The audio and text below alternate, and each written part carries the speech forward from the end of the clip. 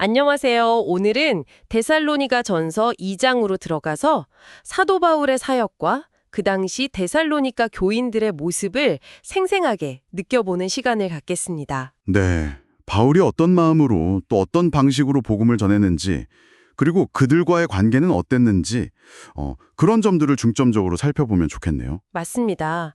바울의 진솔함과 또 데살로니가 성도들을 향한 그 깊은 애정을 한번 따라가 보시죠. 자, 먼저 바울은 데살로니가에 오기 바로 전에 그 빌립보에서 이미 좀 힘든 일을 겪었잖아요. 네, 고난과 모욕을 당했죠. 그럼에도 불구하고 전혀 위축되지 않고 담대하게 하나님의 복음을 전했다 이렇게 시작합니다. 그리고 그 메시지가 뭐랄까, 사람을 속이거나 비위를 맞추려는 게 아니었다는 점을 아주 당하게 이야기해요. 그렇죠.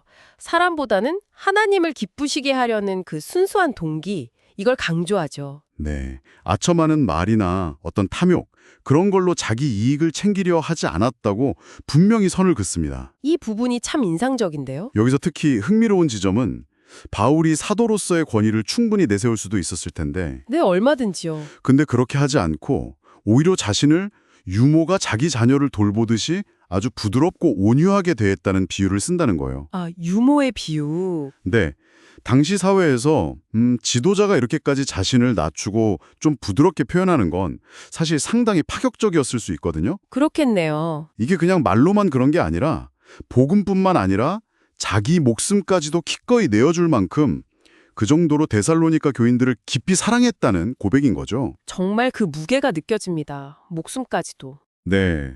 게다가 누구에게도 폐를 끼치지 않으려고 밤낮으로 직접 일하면서 생계를 유지했다는 점. 아, 맞아요. 경제적 부담을 주지 않으려고. 그렇죠. 그러니까 바울의 메시지는 그냥 입으로만 전하는 게 아니라 그의 삶 전체로 보여주는 진심이었다는 걸 알 수 있습니다. 그 부드러움만 있는 게 아니라 또 아버지가 자기 자녀에게 하듯 권면하고 위로하고 격려했다는 표현도 있잖아요. 맞아요. 그 균형이 중요하죠. 따뜻함과 동시에 어떤 그 올바른 길로 이끌려는 아버지의 마음. 네. 그래서 바울이 자신 있게 말하는 것 같아요.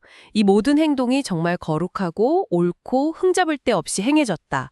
하나님과 데살로니가 교인들이 증인이다. 이렇게요.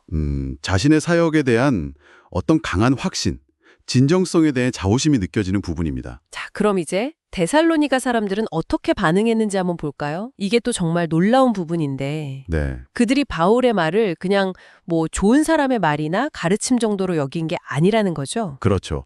실제로 살아 역사하는 하나님의 말씀으로 받았다는 것. 이게 핵심입니다. 네, 하나님의 말씀으로. 그리고 바로 그 믿음 때문에 현실적인 어려움과 마주하게 됩니다. 박해를 받게 되죠. 네, 바로 자기 동족들한테서요. 이게 그 당시에 유대에 있던 교회들이 유대인들에게 겪었던 고난과 상당히 비슷한 패턴이었어요. 아, 그렇군요. 바울은 여기서 복음을 방해하고 심지어 예수님을 죽게 한 그런 세력들에 대해서도 좀 강하게 언급을 하거든요. 네, 15절, 16절에 나오죠. 이걸 보면 당시 복음을 전하는 과정에서 얼마나 극심한 대립과 갈등이 있었는지를 짐작할 수 있습니다. 그러니까 뭐랄까, 진정한 믿음을 받아들이는 길이 때로는 세상과의 정면 충돌을 감수해야 하는 길이었다는 거죠. 듣고 보니 정말 그렇네요. 믿음 때문에 겪는 고난, 그리고 바울과 데살로니가 교인들 사이의 관계도 참 각별했던 것 같아요. 잠시 몸은 떨어져 있었지만. 네, 마음은 늘 함께였다고. 그쵸. 얼굴 보기를 정말 간절히 원했고 여러 번 가려고 시도까지 했다고 말하잖아요. 맞아요. 근데 그 길이 계속 막혔는데 바울은 이걸 그냥 뭐 상황이 안 좋아서 정도로 생각한 게 아니라 사탄이 막았다 이렇게 표현하죠. 네, 그만큼 영적인 방해, 어떤 큰 어려움으로 묶였다는 거죠. 그만큼 가고 싶었던 거고요. 그 간절함이 느껴지네요. 그렇다면 여기서 질문이 생기죠. 바울에게 데살로니가 교인들은 도대체 어떤 존재였을까? 아, 그러네요. 어떤 의미였을까요? 그는 그들을 향해서 나의 소망이고 기쁨이고 자랑의 면류관이다 이렇게 불러요. 와, 자랑의 면류관. 네, 나중에 주님 다시 오실 때 주님 앞에서 내가 내세울 가장 큰 자랑거리가 바로 당신들이다.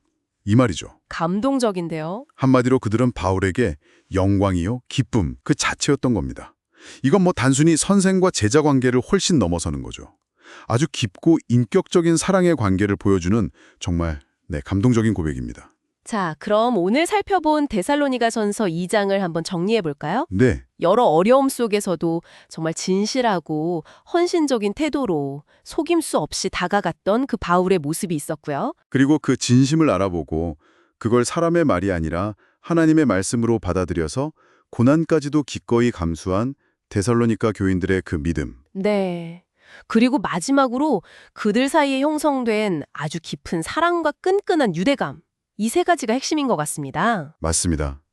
바울이 보여준 리더십, 그러니까 권위도 있지만 동시에 유머처럼 또 아버지처럼 부드럽고 헌신적인 모습들, 그리고 거기에 대한 데살로니가 교인들의 진지한 반응, 이런 것들이 오늘날 우리에게도 좀 생각해 볼 거리를 주는 것 같아요. 그렇죠. 어떤 점들을 생각해 볼 수 있을까요? 예를 들면 지금 당신의 삶 속에서 혹은 속해 있는 공동체 안에서 진정성 있는 관계, 그리고 진실한 소통은 어떤 모습으로 이루어지고 있는지. 아, 또 우리는 주변에서 듣는 수많은 메시지들 있잖아요. 그런 것들을 어떤 기준으로 받아들이고 있는지. 이런 질문들을 스스로에게 한번 던져보면서 오늘 내용을 곱씹어보는 시간을 가져보시는 건 어떨까 싶습니다.